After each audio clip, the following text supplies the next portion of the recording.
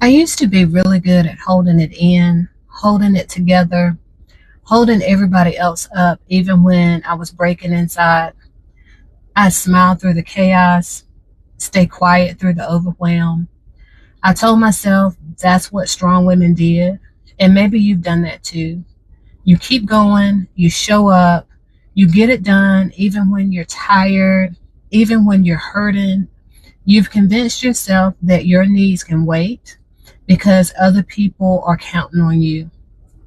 I get it. That's where I lived for a long time, in the wait, waiting for a break, waiting for someone to notice, waiting for a moment when I could finally exhale, waiting for a space to slow down and fall apart just a little. But people don't give you that space if you don't require them to. And I didn't realize how much I was carrying until I started feeling off. It wasn't just stress, it was something deeper. I'd be snappy for no reason, exhausted even after a full night's sleep. I couldn't focus. I felt disconnected from everything, including myself. I didn't feel like me. It was like I was functioning, but not living. Instead, I was just managing it all on autopilot. And honestly, I didn't want to admit that. I thought that if I did, everything would fall apart. So I held it in. I told myself I didn't have time to feel it, that I needed to push through, that being strong meant staying silent. I didn't want to be a burden. I didn't want to make loved ones uncomfortable. And I was scared of what might come out if I actually said how I really felt. But silence isn't strength. It's a twisted type of self-protection. And eventually, the consequences of your silence start to show up in your mood, your energy, your relationships in ways you can't ignore. It shows up in your body. It shows up in the way you say, I'm fine, when you clearly are not, and in the way you stop saying anything at all.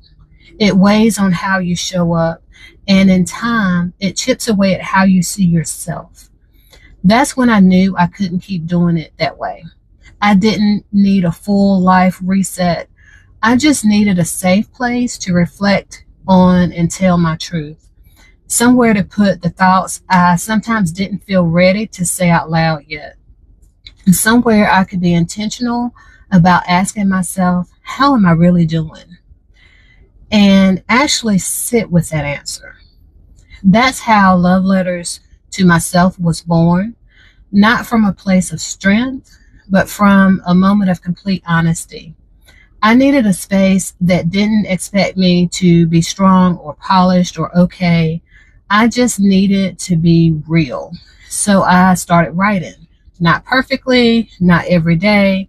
It helped me to remember that my feelings were valid and that I deserve care too. The more I wrote, the more I realized how much I'd been holding back and how good it felt to finally let it out. This journal isn't about having the right words. It's not about fixing everything. It's about showing up for you, giving yourself space to be honest, to process, to breathe. You don't have to hold it in anymore. You don't have to figure it all out on your own either. Start with one page. Start with being honest. That's where our healing begins. So it's so powerful to write it out. If this resonated with you, I hope you'll grab a copy of Love Letters to Myself. I've included the link in my bio and the description. Be sure to check it out. If you're ready to slow down, reflect, and reconnect with yourself, I also hope you'll subscribe and come back for more journal sessions. Be sure to hit that notification so you don't miss anything. And if this spoke to you, I'd love to know. Drop a comment and share what's been on your heart. I look forward to seeing you in the next video. Take care.